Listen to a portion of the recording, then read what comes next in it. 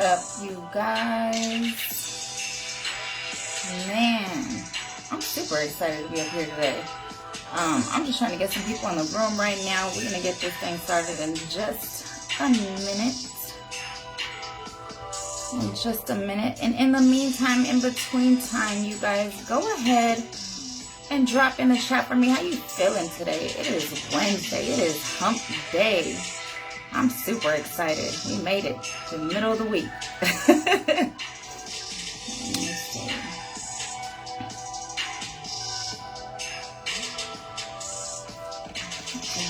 What's up, you guys? I'm super excited to be here with you guys today. Man, it's been a minute since we've had a little conversation. So this topic has been on my mind for quite some time. But let's go ahead and let some audience come in the room. If you are hovering over this live right now, go ahead and come on in here, because this is something that you don't want to miss. This is definitely a conversation that can pertain to a lot of people in a lot of different situations. So in the meantime, like I said, while I'm getting everybody in the room, you guys, go ahead and drop in the comment section how you are feeling today. How are you feeling today? Let me know. Talk to me. All right, Anna. That's what's up. And then why don't you guys drop in the comment section where you are tuning in from, because I definitely like to see who we're reaching, right? I'm from Sacramento, so. All right, you guys. So let's go ahead and get this thing started, because I'm super excited to have this conversation, because, man, I've been on my journey for growth, right? And this was a huge lesson for me, because I found myself in situations at times where if my expectations, if I didn't set expectations that weren't realistic, that the outcome would have been better. So let me start this conversation by asking you guys, how many of us on this live have argued in a relationship? Show of hands. Don't be shy. Let me know. Drop it in the comment. Drop a number 1 in the comment section if you have ever argued in a relationship. It's all right, you guys. We are in a judgment-free zone today, okay? So a lot of people do it, but most of us don't understand it. Sometimes we even get confused by it. Like we don't know why we're even arguing, right? So I'm sure everybody knows a couple who constantly argues or fights, right? It could even be you in your relationship. But maybe you've argued so much that it's now become the norm. But is this really what we should expect from a relationship that's supposed to bring you peace and joy and companionship? Think about it, right? But what if I told you that you could solve arguing in your relationship almost immediately? Trust me, it's possible. What's up, Stella? So expectations in a relationship is where you determine whether or not the partnership works for both people, right? So when you shift your mindset, your relationship can become happier, more productive, and definitely more peaceful, right? So let's talk about what the difference is between standards and expectations, because I think sometimes that we get those confused, right? So standards are guidelines. They're guidelines about what you'll accept in the present moment, right? They represent what you want in a partner, like their sense of humor, your similar values and beliefs, right? Your positive outlook on life, your attitude, things like that, right? Expectations are what we want to happen in the future, right? Certain actions that we wish someone would take, or even an event that we wish would happen, right? And when what we expect doesn't happen, we'll feel disappointed, sad, angry, all of these negative feelings, right? And standards are behind the principle that we are who we surround ourselves with. And that's because we'll automatically hold ourselves and others to higher standards if those around us do, right? We'll dream bigger, we'll think bigger, we'll believe in ourselves more, right? And there's nothing wrong with raising your standards at all. In fact, learning how to accept nothing less than the best is the best way to create the life of your dreams. And if someone doesn't meet those standards, it's okay to say no thank you and just walk away, right? However, your partner can meet all of your standards and still fall short of meeting your expectations in a relationship.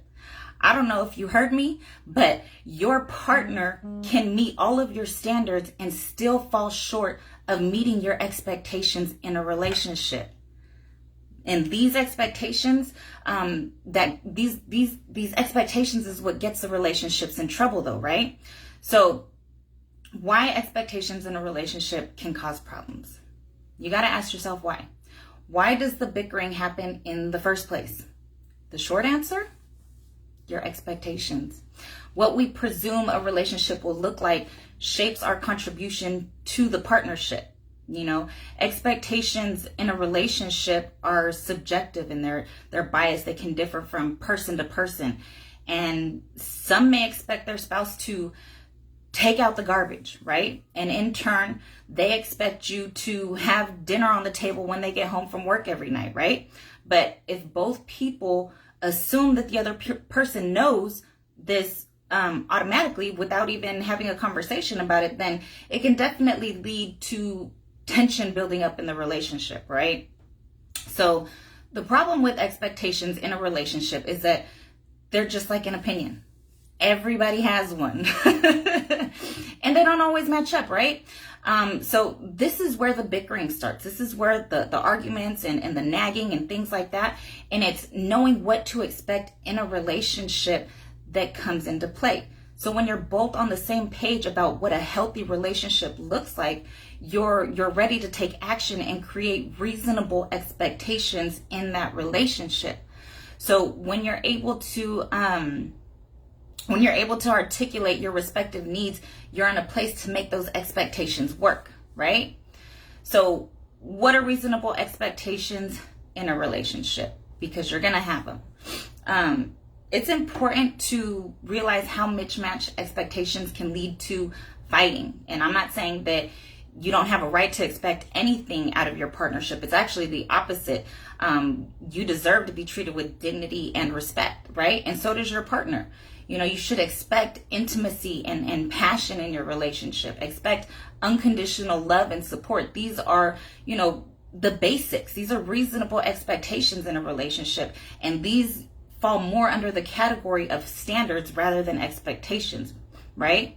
So unrealistic expectations, they include things like wanting your partner to change their values for you, their principles, you know, you want them to be the source of all your happiness, right? Or go against their natural masculine or feminine polarity. But don't expect your partner to react or feel the same way that you do. And never expect perfection, because nobody's perfect, no matter how much they try, because they can be perfect to somebody else and not perfect to you, and vice versa. Everybody has different views, right? So how do you manage expectations in a relationship? Fortunately, there's a way to deal with mismatched expectations in a relationship. So when we focus on our differences in expectations rather than our appreciation for the things that our partner does right, that's where conflict is inevitable. For example, two people will probably fold towels differently. This actually just happened in my house the other day. So my cousin, she moved in and she did laundry. She folded the towels that I left, and you know, I thought it was Isaiah, and so I called Isaiah to the living room. I said, "Son, did you fold these towels?" He said, "No." I said, "Okay, well, fold them the right way and put them away," because it's not the way that I taught him, right? So, doesn't mean that either way was wrong. It just means that, you know, expectations were different. So expectations with no appreciation creates nagging, which leads to frustration, which leads to arguing, right? So think about some of the things that you and your spouse may have argued over, right? How many of these arguments were actually over something that was important? Go ahead. I'll wait. Have any of them had a productive outcome, right? Was there any resolution? Most likely, the answer is probably no. And it's often said that we argue about the smallest things. So consider your expectations in a relationship. Are the towels really worth that emotional turmoil? Probably not. So why not spend your time doing something that's not only productive, but more beneficial to the strength and longevity of your relationship, right? So overcoming expectations in a relationship starts with understanding what makes a quality partnership or a quality relationship. So I'm going to give you guys 10 ways to start creating a quality partnership. So number 1, make sure that you prioritize appreciation over expectation, right? So learn to trade expectations for appreciation and your entire relationship will change. Instead of focusing on the negative, make it a point to value your partner's positive qualities. Let them know that you appreciate them. This will take you a lot further in your relationship and also in life. They may not have folded the towels the way that you wanted to, but at least they contributed by helping putting the laundry away, right? Or maybe they did dishes after you cooked dinner, or, you know, they cleaned up the yard because you had a long day at work. So if you pay attention, there's always something that you can be appreciative about with your partner, right? Because they're always contributing some way. So remember what attracted you to them in the first place. It wasn't their ability to be able to fold towels a certain way. It was their warmth. It was their intelligence. It was their kindness. It was their passion. It was their love for life, right? So pay attention to the important things. Number 2, express compassion. Compassion is one of the most important things in a relationship, and that's with any relationship, right? So to successfully navigate any relationship, you want to be able to show compassion by prioritizing your love over your expectations. So as important as it is to learn how to manage expectations in a relationship, remember that expectations are there to facilitate warmth in that relationship. And at the end of the day, it's your partnership that's most important. Okay? And so number 3, show respect. Show respect. Respect is the foundation to any relationship, romantic or not. You know, to show respect means to value the other person's perspective and also their needs. And this is the basics of effective communication. So to show respect for your partner, never correct them. Instead, seek out a playful way, like a more empathetic way to redirect the argument, right? It's a way to redirect without causing tension, right? And then from there, you're able to find solutions without creating that unnecessary tension. Number 4, demonstrate consideration. So to show consideration, you have to make a point to value your relationship over your relationship rules. And this is a really big thing because when it comes to what to expect in a relationship, since it's easy to value the rules as the basis of your partnership, but when you value your partner over rules, this paves the way for fulfilling both people's expectations in the relationship, right? And then number 5, make sure that you make time for your partner. Devote time to your partner. Devoting time to your partner is one of the most reasonable expectations in a relationship. Don't let your partnership become a side note, like, oh, I have time to do this now. No, make it a priority. Take the time to reinforce that connection between the both of you, right? Especially during hard times. You need that. That's what a partner is for, right? So when you create habits and traditions that cement your sense of connection, you demonstrate that your relationship is a value to you. It's a true priority to you. And then number 6, never question the nature of your relationship. When it comes to learning how to manage expectations in a relationship, one of the worst things that you can do is question your partner's intent. You know, that's when your insecurities are showing, right? When you question the nature of your relationship, it starts to destroy the trust, which takes a toll, even on the strongest relationships, right? Just because you're having issues in the relationship doesn't mean that the relationship itself is the problem, okay? Number 7, avoid repetition. This is a big one. That's kind of like that saying, you know, if you always do the same thing, you're going to get what you've always got, right? So if you're always arguing with your partner, change your approach. You know, if you don't, you risk creating a pattern where no one's being heard, and that leaves both of you guys feeling unresolved and defeated, right? Like, what's it going to take to make this work? We can't never get it right. So take the high road and bow out of an argument. It's okay. Let your ego go. Take a minute to regroup and consider what you're actually really arguing about and what the deeper issue is. So when you make this a habit, you set a high standard for what to expect in a relationship with your partner, okay? Number 8, never threaten your relationship. This is a big one too, man. These are all really good ones because I've done every single one of them the wrong way and I had to learn. But one of the primary expectations in your relationship is that there will be give and take and mutual dialogue, right? So threatening your relationship with ultimatums doesn't do anything but make things worse.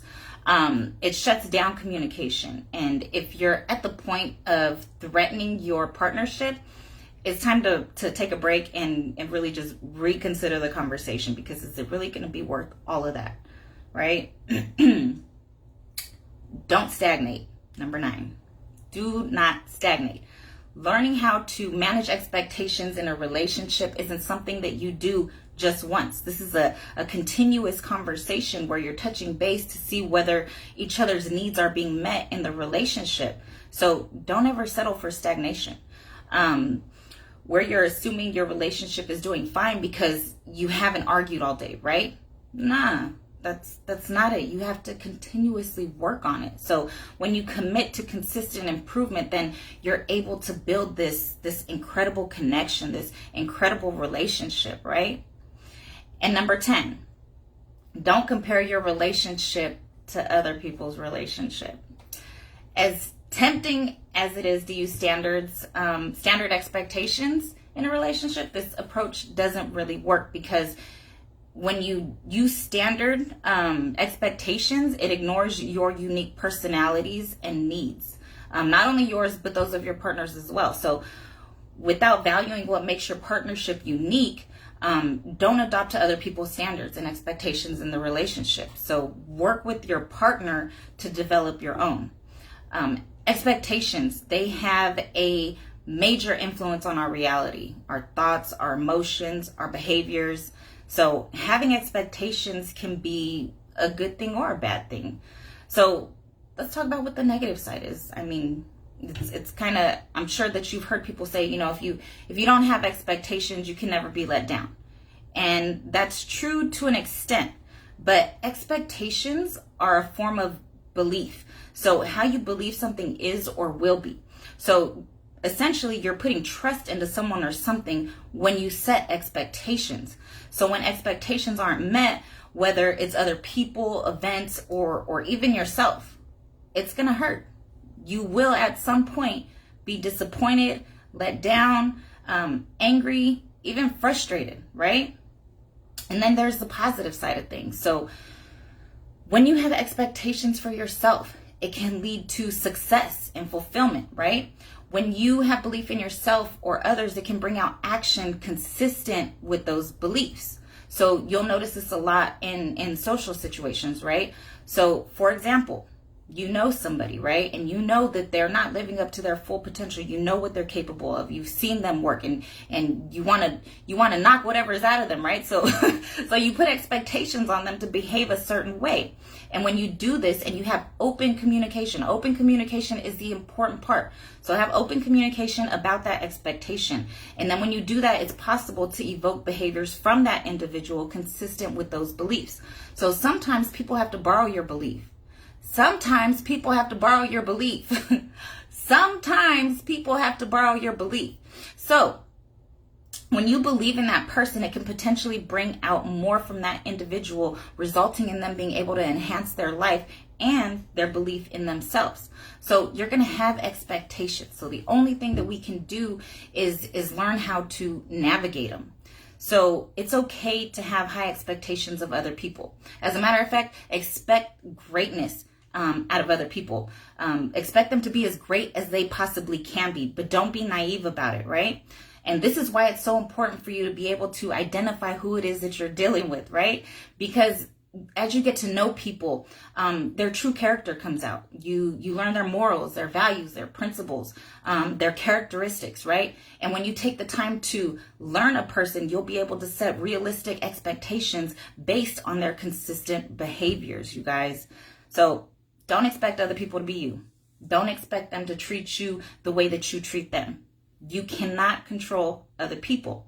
Anything external is outside of your control. So don't expect to be able to control that either. And don't avoid having expectations. They're important. When you don't have expectations, your standards are low, your belief is low, and your drive is low to do just about anything, right? So have high expectations for yourself. High expectations equals high belief. So be smart. Have realistic expectations for yourself. It's impossible to operate without expectations. And we don't notice that. And some people may say, oh, well, I don't set expectations. Well, actually you do, because a lot of those expectations actually are operating in our unconscious mind, right? So navigate this by taking the time to slow down and be mindful about the expectations that you carry, right? It gives you the opportunity to change expectations in a positive way. For example, you expect your partner to act a certain way or do certain things. You know, maybe you want them to buy you flowers or go hiking with you somewhere or take you out on lots of dates, whatever it is. Those are just things I like to do. So I'm using that as an example, right? But if that isn't who they are, what they like to do, you know, so don't put the pressure on him or her, because that usually makes the situation worse. So instead of getting angry or bitter because they're not doing what you want them to do, accept them for who they are. Expect them to be who they've always been, and they're more likely to feel more accepted by you and will probably want to do more things for you or make you happy on their own accord, right? It's like people don't like to do what they're being forced to do. Give them an option. So they may just start acting the way that you want them to. Funny how that works, right? I mean, it doesn't always happen that way, but you know, a majority of the time, that's what it is. But either way, you can be happy because your expectations are being met, and it's up to you to decide what your expectations are. Are they going to be ones that cause you heartache, or is it going to be ones that contribute to your happiness? The outcome of expectations is determined by how we navigate things that we cannot control, that we can and cannot control. So when you have expectations of the things you can't control, what that you can control, it's beneficial. It's the things that you can't control that you should really be aware of. That's when you feel disappointed, when expectations aren't met. So it can be difficult to manage expectations. So manage wisely. It's a thin line to tread, but building a healthy partnership takes work, and it's well worth the effort. Master how to manage expectations in a relationship. And I'm going to leave you guys with this one. Only by exerting psychological agility can we achieve the optimal outcome. Control the mind. Build your mental strength. When you learn to control that, man, limitless. All right. So does anybody have anything that they want to contribute? Is there anybody who wants to come on camera? Anybody who has any questions? Anything like that? I'm just going back and reading the comments. I appreciate the input, you guys. I missed you guys. So look, if nobody has anything, I hope that you guys got something out of this conversation. I most definitely did. You know, I do these conversations because at the same time I'm learning. You know, when I put these together, I'm really trying my best, or I am doing my best to make sure that I'm making a clear message, right? That it makes sense, that because I'm breaking it down to the way that I understand it. And so I hope that it does something for you. If you got something from it, make sure that you like this video, and share the video. Heck, even if you didn't get something from it, somebody else will, because man, this conversation, geez, I know, Kev, I fixed that. Okay. Did you hear it? Go back and watch the replay. I said I am. But I appreciate you guys. I love you to life. I'm super excited to be back. And if you guys have any suggestions on a conversation that you want to talk about, if you want to jump up on a conversation with me, man, I would be delighted. I really want to be able to make an impact with these conversations and you know, do a lot more with these conversations because I like them. I get a lot of great feedback and everybody learns. So with that being said, you guys have an amazing rest of your Monday and I'll catch you next time. Peace.